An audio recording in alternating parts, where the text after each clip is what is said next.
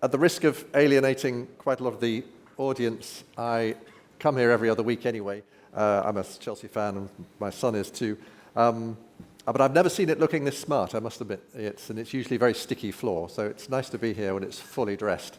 I'm conscious that trying to excite people about supply chain and third-party risk management is quite a big task.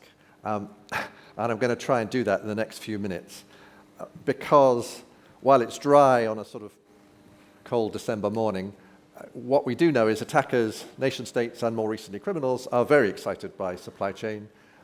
Regulators, interestingly, are getting excited insofar as regulators get excited about anything. So we're seeing regulation, obviously, already in Europe, in Singapore, in parts of the US, and possibly here with the new legislation. So there are lots of reasons to worry about this. And what I wanted to draw on is my experience in the last 8 years of working with companies and a couple of governments who are trying to tackle supply chain risk, particularly with a cyber spin on it. And do three things, really. Say why I think it matters, which probably everyone in this room knows already. Why it's difficult, particularly difficult for corporates to grapple with, and touching on something that Chich and Kieran were just talking about. And then very quickly say what I think best practice is and what some regulators are seeing as best practice, particularly for the most sophisticated clients. So we do a lot for US Department of Defense, who have a very forensic interest in their supply chain, but also a lot for financial services and manufacturing and many others. And I'll try and sort of illuminate that for you and that experience. So why does it matter? Well, perhaps before I go into any detail, it's worth saying what I mean by supply chain risk. So the upstream and the downstream, I think, is really important. We know, and I'll say a little bit more about this, that there are all sorts of kinds of supply chain risk. There are those software and hardware companies that we have invited into our networks, into the heart of them. We are running on their platforms, including cloud services. There are companies who have deep access to our networks because they're doing useful stuff for us, like processing our data, and have privileged access. But there's a really important third category, I think, of companies who have no kind of network connection to us at all, but are business critical. And if they get hit by a cyber attack, everything stops. So very obviously, Collins Aerospace, baggage handling, didn't bring down any airline, didn't affect the networks of most airlines or airports. But if you can't handle the baggage, flights get grounded. The same is true of anybody who lives in London and tried to have hospital services a couple of years ago, and you remember the Synovis blood processing attack. Again, it wasn't an attack on the NHS, but it turns out you can't do much in a hospital if you can't process blood. So there's a really important category which is about business continuity that is not a direct cyber risk, and I want to try and tackle both of those. But the 80% is important because I think statistics in cyber tend to be a bit pointless, to be honest, because nobody knows what 100% is usually. But actually what everybody agrees is if you look back at the major incidents of the last 5 years, over 80% of them involve the supply chain in some way. Many of them are through the supply chain. So it really, really matters. And what's it look like? Why is it difficult? Well, it's clearly very complex. Our supply chains are now huge. The average company in this country has at least 1,400 vendors. Many have tens of thousands of vendors if they're really big multinationals. So getting your head around that and working out what risk sits where and what each part of that represents to you is really complex. But it is achievable. And just at the risk of a sort of 60-second rant, one of the things that's really annoyed me this year of big cyber incidents, is the sense that this is not an achievable goal and that cyber protection in general and cyber resilience are not achievable. So I was at a breakfast in September in the city, right in the middle of JLR, after M&S, and sitting around hearing a lot of CEOs saying, oh, this is sort of could have happened to anyone. It's a kind of act of God. There's nothing we can do about it. We just have to sort of prepare for disaster. And I think that may be a product of one of the things that has got much better in cyber over the last 10 years, which is PR and communications. So 10 years ago, when you had a cyber incident, there was sort of silence and then chaos from most companies. Now they've got really good, so CEOs come straight out there, they apologize profusely, they talk about the business interruption, they keep the customers updated on when their Colin the Caterpillar cake will be available and how they'll get it. They're doing all the right things. And that protects shareholder value, quite often protects the job of the CEO, less so the CISO. CISOs tend to fall quite quickly. But what it doesn't do is reduce cyber risk and doesn't reduce future cyber risk. And the downside of that successful comms is a sense that, well, there's really nothing we can do about it. If a big brand like this is hit and is unable to produce for a few months, what chance have we got? And everybody in this room knows, because you're in the business, that that's just not true. Plenty of companies are being attacked every day, but not only are they defending themselves, but they're also able to build in enough resilience to get back up and running afterwards. And there is no excuse for being offline for weeks or months. And I never like to shame companies. I don't want to talk about particular epic failures, but I think we do need to understand that they are failures and that there are plenty of companies doing the right things. And that's the message I think we need to get to the board, and that's why I think the NCSC's report was particularly good this year, very hard-hitting to companies saying, you can do this, you just need to take it seriously and invest a bit. Not a huge amount, but you need to invest. And that is absolutely true in supply chain. So rant over. Let me come back to the complexity issue. Clearly, getting your head around 1,400 plus or 20, 30,000 plus is going to be difficult. Why is the supply chain attractive, though, to attackers? Well, very obviously, there are a number of reasons why it's easy prey, it's a soft target. And we've seen nation states do this for years. If your organization is well defended, you're not just going to give up. You're going to go look for the soft underbelly. You're going to look for all those suppliers who are less well defended or small or both. And I think it's important to understand, having spent a lot of time with these companies over the last few years, that it's not just about scale, it's not just about the numbers, but it's about the capability of those individual suppliers to actually do anything. So it's wrong, I think, to dump on our suppliers and say they're all useless. They're not. Most vendors are trying to do the right thing. They either don't have the knowledge or the expertise or the capacity to do it on the whole. And even really well-defended companies make mistakes. So particularly IT hygiene mistakes and configuration mistakes. And we've got to acknowledge that even the best protected companies do make errors. We do it all the time.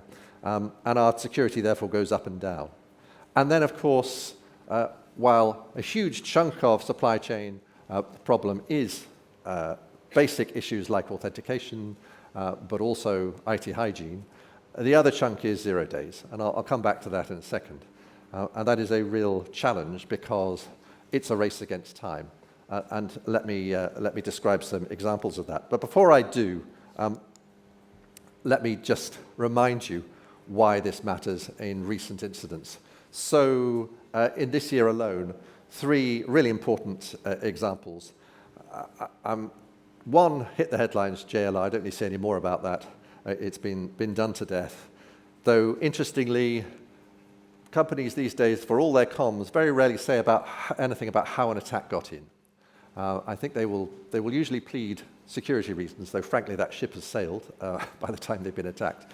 But it's usually about embarrassment, because companies will say, this was a very sophisticated attack. Every press release you've ever seen says that, and they'll darkly hint that it might be a nation state. And both of those things may be true. But actually, if you drill down into it, and full credit to the British Library, who actually published a detailed description of what happened, you quickly see that these were pretty basic entry points, that the attacks are delivered through things we've been talking about for the last 10, 15 years, as Chich just said. And that, of course, is embarrassing if you're a company. You don't want to say that up front, but it is nonetheless true and really important to remember. And I'm guessing it was probably true of JLR, though I wasn't involved in that. But far more fundamental and important attacks have happened this year. F5 is interesting to me because it's both hardware and software, but also NPM. I mean, I think nobody's ever heard of node package managers. They're not household names to most of us, or household terms. But this kind of vast repository of JavaScript packages, compromised by a single package, as I understand it, then managed to compromise thousands of downloads. So not headline grabbing, but fundamental, and I think illustrates one of the points that Chit was making earlier, that we are sitting on a fundamentally insecure infrastructure, and there's a role for government in incentivizing that to get better. But in the meantime, we just got to cope with that, and we've got to cope with it in the supply chain. Now, in the interest of time, I'm not going to go through any more detailed examples, but just to bring it closer to home, because these are things I've dealt with myself in the professional life. Two very obvious ones. One is an attack on a mid-sized UK financial institution through the outsourced IT help desk, which was very helpful, but unfortunately helpful to the wrong people in essentially providing credentials. Now, it was a sophisticated, socially engineered attack, to be fair, but nonetheless, I think it's a really good example of a service that we all want to use, and for cost reasons we are using, but can quite quickly compromise us. Well, a number of things would have helped, and I won't go into those, but very happy to discuss them in questions afterwards. But there are things that could have been done about this, and they amount to better controls. And the same is true of cloud credential leaks, which, again, you will have seen happen. I mean, in this particular case, it was a European financial institution compromised because an employee had used the same credentials in their corporate life that they used in their corporate GitHub account. And not difficult to imagine what happened as a result. And again, there are things that you could do. This was a vendor marked as medium risk by all the usual measurements, but a good example of a vendor being medium risk one day and very high risk the next. And I think one of the things that makes cyber risk so difficult is it's dynamic in a way that most other risks aren't. It goes up and down. We all know that the IT hygiene and the profile of our own organizations goes up and down every day, as well as the attacks being generated. So in this particular case, continuous monitoring of API permissions would have helped. Automated correlations would have helped, so the SOC could have done something here. But there are plenty of examples of this happening pretty much every day, certainly amongst the companies I've been with. So why do those companies find this so difficult? Well, all the things I've just described, scale and complexity, it just seems too difficult to get your head around. But we always ask every year about 120 CISOs in 11 countries the same questions about supply chain. Why do they struggle, and what are they doing, and what's working? And two very quick examples of the answers they give, because I think they do give a sense of why this is a problem in corporate life. If you look at this slide, what everybody agrees, the sort of the late 90%, is that they've been affected and impacted by supply chain attacks. So there's no doubt about that, I think. And what everybody else agrees also is that organizations are onboarding more and more vendors, and will do that more in the future, particularly with the adoption of AI on a huge scale, this rush to bring in the implementation of AI agents in particular. So that's sort of obvious, I guess. But if you look at the two lower figures, I mean, on the one hand, 45% saying that they do work with their third parties to remediate issues is really good. But of course, it means that over half aren't working with their suppliers at all to remediate issues, which is kind of worrying and illustrates the problem. And the other, I think, that is 16% say that the identify risk reduction as the primary driver. This, I think, is part of the heart of the problem. So for most companies, third-party risk is driven by compliance, it's driven by tick box, it's driven by regulation, one of the downsides of regulation. And particularly if you deal a lot in Europe, as I do, DORA in particular is driving a lot of this compliance. But actually, compliance doesn't reduce risk necessarily, as we know. Having all the right compliance in place doesn't make you safer, unfortunately. So that is why I think people are moving to a new way of looking at the best practice in supply chain risk. So one final conclusion from these CISOs. What are the three things that are pain points for them, the sort of top challenges? Well, the first, I think, boils down to who's responsible. So in some companies, this is dealt with by procurement predominantly. It might be dealt by the risk pillar in financial services. It doesn't always sit within the IT world, never mind cyber, and the CISO doesn't have control. And very often, those of us in the security world get dumped with the problem. So we're told a vendor is needed, the vendor's halfway to being onboarded, maybe been onboarded, and then someone's asked to look at whether this is whether you're bringing a cyber fire ship into the organization. And it's a bit late, but that confusion over who's responsible and the failure to integrate cyber into those procurement processes is a big problem. The second is, how do you get suppliers to get better? Well, I was talking to Chich earlier. We developed one of our products very early on during COVID in a sort of voluntary way with the NCSC experimenting. And what we discovered was kind of obvious, and it is reflected anyway in the NCSC's guidance, is that if you simply tell vendors they're useless, if you dump on them a 300-page security report of all the things they could fix in their networks, that doesn't really help them get better. Or even if you give them a score, that doesn't make it better. So scores may be useful for some things, but they don't actually reduce risk.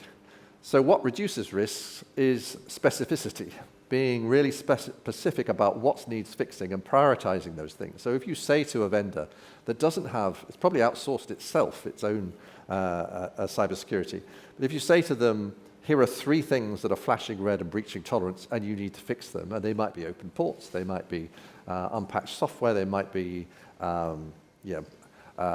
unupdated browsers, all the usual things that we've been talking about.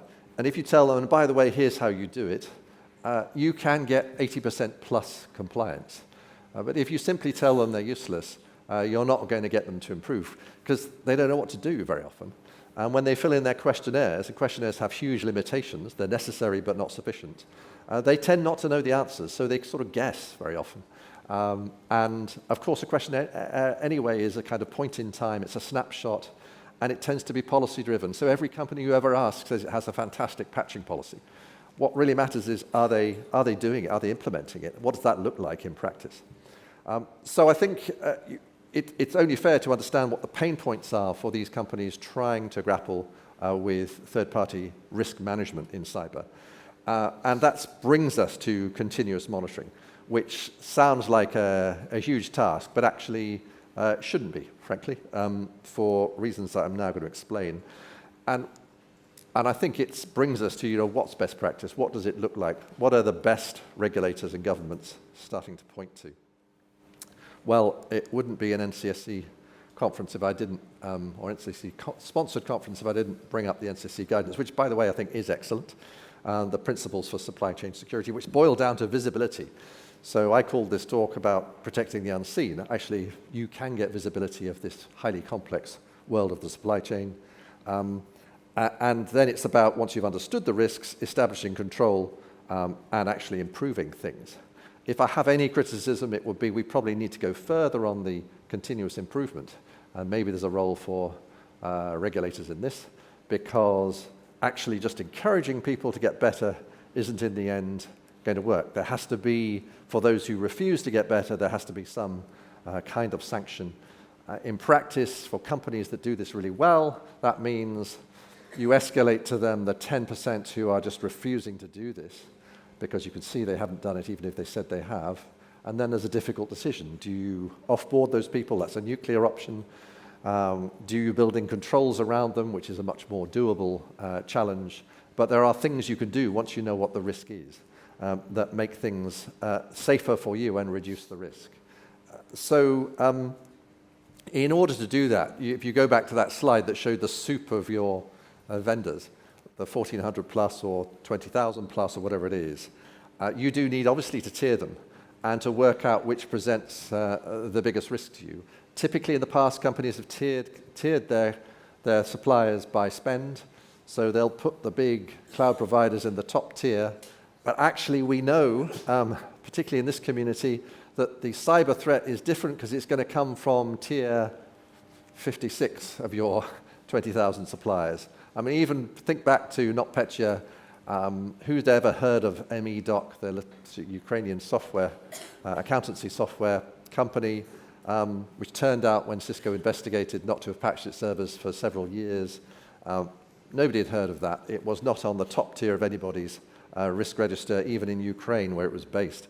but it managed to bring down major global companies. And that's still happening. So so attackers are constantly scanning the perimeters, they're looking at companies, they're looking at supply chains for weaknesses, and they're going to pick out the ones that are weak. So trying to identify where you need to put your effort is really important. And given this slide was put together by a Californian colleague, he's put provision of avocados so the kitchen doesn't matter. Well, I think that reflects probably what they're eating in the cyber world in California. But it's true, of course, that some supplies don't really matter. The sandwich provider probably isn't going to be much of a risk to you, even if it goes down completely, and it's no network risk to you. Although very often companies are surprised when they map their supply chain by what they find, by actually there are risks. Give an example from the defense sector. I was talking to somebody the other day who was worrying about the microwave ovens in the galley of a particular vessel, not because there was any network connection, but because that company has to have access to the plans for the wider platform. So you do get surprises in the supply chain. So spending time on tiering it and trying to analyze what fits where before you then start the continuous monitoring. But you can't really afford not to monitor widely because of the nature of supply chain risk, its dynamism, if you like. So what does continuous monitoring look like? Well, it's in operation in lots of companies, bits of governments, lots of parts of the world now, so we ought to know the answer to this. And I think it boils down to collecting the same data but better and faster than the attackers are collecting, with accesses that some attackers won't have, and getting a picture from the outside, because frankly you can't realistically go inside the networks of even your major suppliers, but certainly not all of them at scale. This is only possible if you do an external view. So using external data, which is not perfect, it will never tell you everything. It tells you a lot, and it tells attackers a lot. To footprint your supply chain, to analyze, to take that data, then to enrich it and curate it and make sure that you drive out the false positives, because nobody wants to be told that their guest network is a risk, because they know that.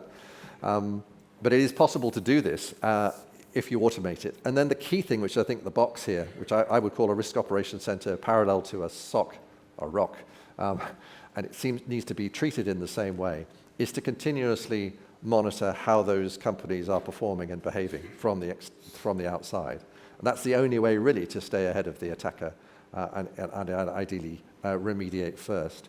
And there is no point assessing the risk and admiring the risk and describing it if you're not going to reduce it.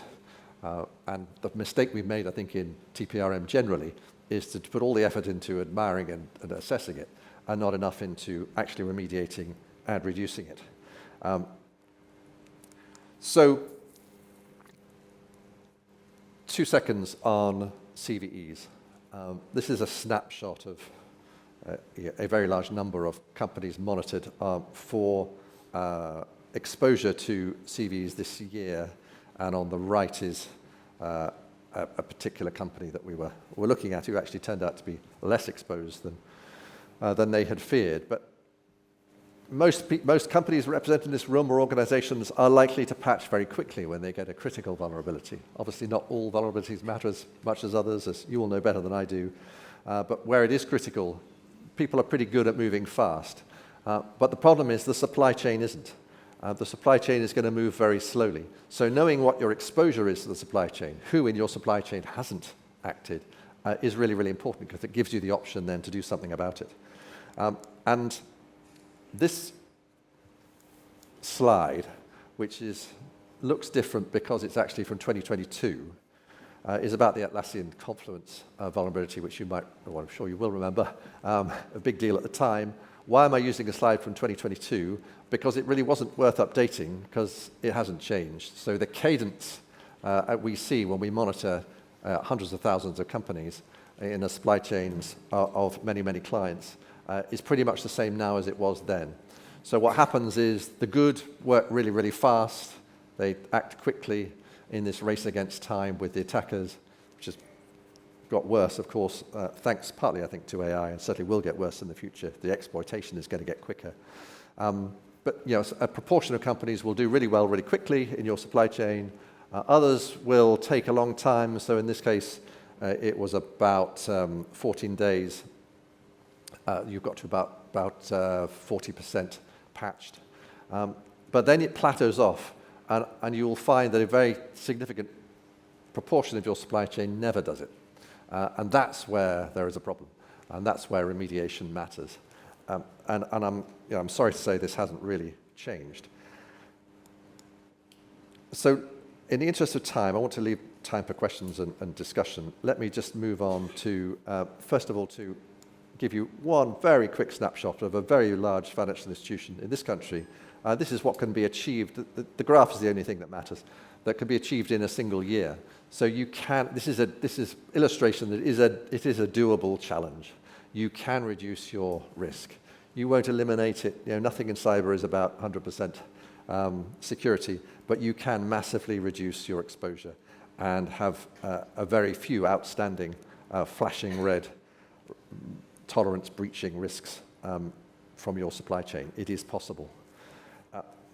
1 second on the much more sophisticated end of this. So clearly it's one thing to look at your principal supply chain, your third-party risks. Many companies now, particularly government clients, particularly defense, are interested in third, not just third, but fourth and fifth and sixth party risks and concentration of risks. I won't say anything about that because it would take too long, but I think it's also kind of obvious. But everybody's third party is somebody else's fourth on the whole, and this again is a complex but doable challenge with automation. But the one on the right just illustrates, I think, that there is an overlap between geopolitical risk and all sorts of other business risk and cyber. This is a snapshot of what was asked of one particular company, what their exposure was to Ukraine for obvious reasons at the start of the war, and a much more graphic example, which I can't put up for obvious reasons, is the interest in the US, particularly US defense sector in China. So there is an absolutely forensic interest in exposure to China now, in the US generally, but particularly in the defense sector. So they want to know everything about ownership and provenance and control of companies way down the supply chain. So are they unwittingly onboarding somebody who is, or using a company that is linked to China in some way? And that is a really big challenge, but it is absolutely possible to shed light and illuminate that supply chain in a way that's helpful. And that involves, of course, looking at software. And one of the things that they are particularly interested in is software bills of material. I'm afraid clicker's giving up. But as well as monitoring your supply chain in general, you can monitor and take seriously your software bills of material in a way that I think most of us probably haven't done in the past at scale, interrogating it and analyzing it and working out who's actually written this code, who's subcontracted what, who's used open source code, who's using compromised code. There is a lot further to go on this, but it is possible to use that in a really creative way. I won't dwell on this, but it's kind of obvious.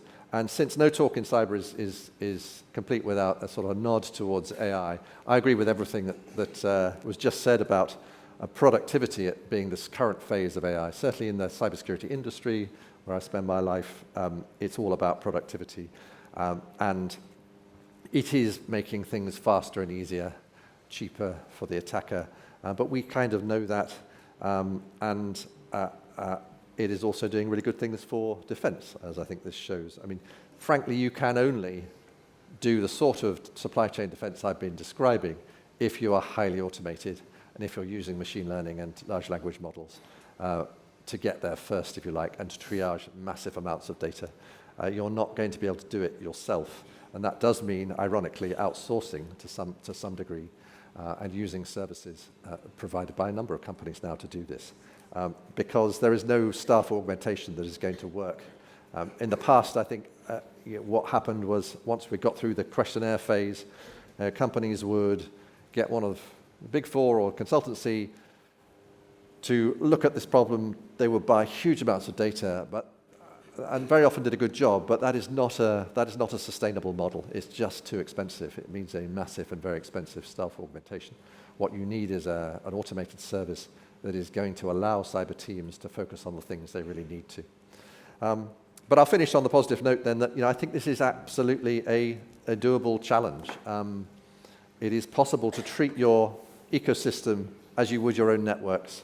And of course, you wouldn't turn your SOC on for 1 day a month. You wouldn't turn off your endpoint detection for a quarter of the year before you turn it back on again. We have to have that kind of approach to the supply chain as well and start treating them as part of our own networks. So on that vaguely optimistic note, I think I'll stop, and I'd be really interested in your experiences and any questions. And I think Kieran is lurking somewhere, yes.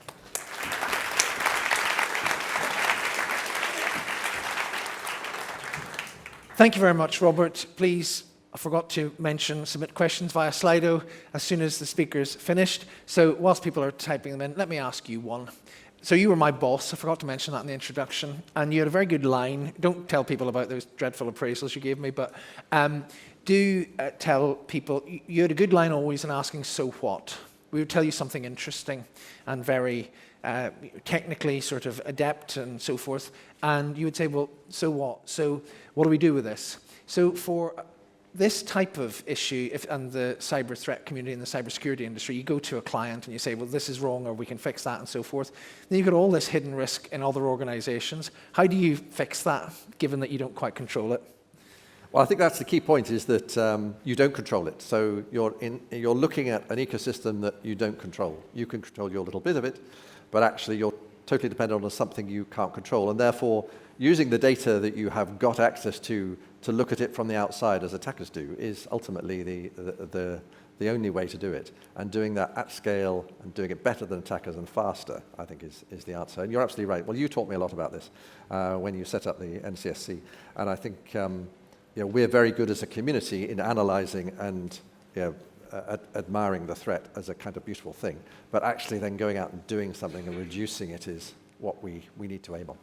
And any advice in terms of getting traction with third parties and so forth, given that the principal organization that's worried about the risk doesn't directly control them? Is it contracts? Is it quiet words? What do you think might work? So I think first of all, as the NCSC guidance says this, you should work with suppliers and not see them as kind of the enemy. Most of them actually want to do the right thing because it's in their commercial interests. They want to keep working for you in the future. They just, on the whole, don't know either how to, they don't have the resources to do it, they maybe outsourced it themselves, so you need to help them, and the way to help them is to be very specific and say, these are the things you need to fix, and by the way, here's how you fix it. If you just say, you're useless, you've got a score of kind of 10 out of 100, that's not only demotivating, it just doesn't help, doesn't reduce the risk. So specificity, I think, is it. Well, let's turn to a question from our most prolific questioner, Mr. or Ms. Anonymous. How does the 30 million financial services firm monitor 1,000 suppliers after engagement? That's the hardest part of supply chain. Hard enough to understand internal assets, never mind what everybody else is doing. So it's a follow-up from that. Yeah, I think that is the hardest part. The scale of this is phenomenal. All I can say is that, to go back to my point about, a lot of companies are doing the right thing. There are plenty of financial service institutions doing this, doing exactly that, and monitoring, and some manufacturing as well, I can think of, and of course DoD in the States, which is the size of a small country, monitoring not just tens of thousands, in one case over 100,000 vendors. And it is possible to do it, but you can only do it through automation, and essentially outsourcing and then getting that service to escalate to the things you really need to focus on and fix. There is no way that an internal cyber team, I think, can take on that task. Okay. But it is absolutely doable through automation. Subset of that question, what's the best way to identify third-party shadow IT? Yeah, well, we do it through using a whole range of data sets. Passive DNS, for example, is the largest one, but there are plenty of other, some proprietary, many open source and commercially available, and putting them all together, and then having an intelligent conversation at the onboarding stage with the client, the customer, to iron out the false positives. Because I think probably behind this question is that external monitoring has got itself a bad name because it has in the past been poor quality and thrown up so many false positives that actually it just wastes time for everybody. So it is possible to drive those out. You'll never get perfection, but you can drive it out enough to make this workable. And I think this is the last one we'll have time for. And again, it's a follow-up from Finlay. How do you manage, it's linked again, how do you manage across so many dynamic suppliers without essentially skipping steps and becoming complacent? How do you do this thoroughly in a way that would give you assurance again? I think having a very clear risk prioritization and tiering those suppliers at the start of the process in the right way, so that you are only getting alerted and escalated, as you would in a SOC, frankly. I mean, we do this every day in our internal SOCs. You are only getting escalated to the things that really need your attention, and the rest is being remediated automatically. So in our case, we would do, I suppose, in the ecosystem, what SOCs would do internally, which is to go to clients automatically, to the supply chain and say, your customer is worried, putting it very English way, worried about your breaching tolerance in these 3 ways. You need to fix them on behalf of your supplier. And by the way, here's how you do it. So you can do that in an automated way. There will be a small percentage where it needs the full attention of your team to make a decision about, how do you clobber them if you have to clobber them. But most of it can be done in an automated way, and that's how I think the best companies are doing it. Brilliant. Well, thank you. You were always very good at timekeeping as well when I worked for you, so thank you for doing that and keeping us to time. Let's have another acknowledgement of thanks to the great Robert Hannigan. Robert, thank you. Thanks, Kieran. Nice to see you. Take care.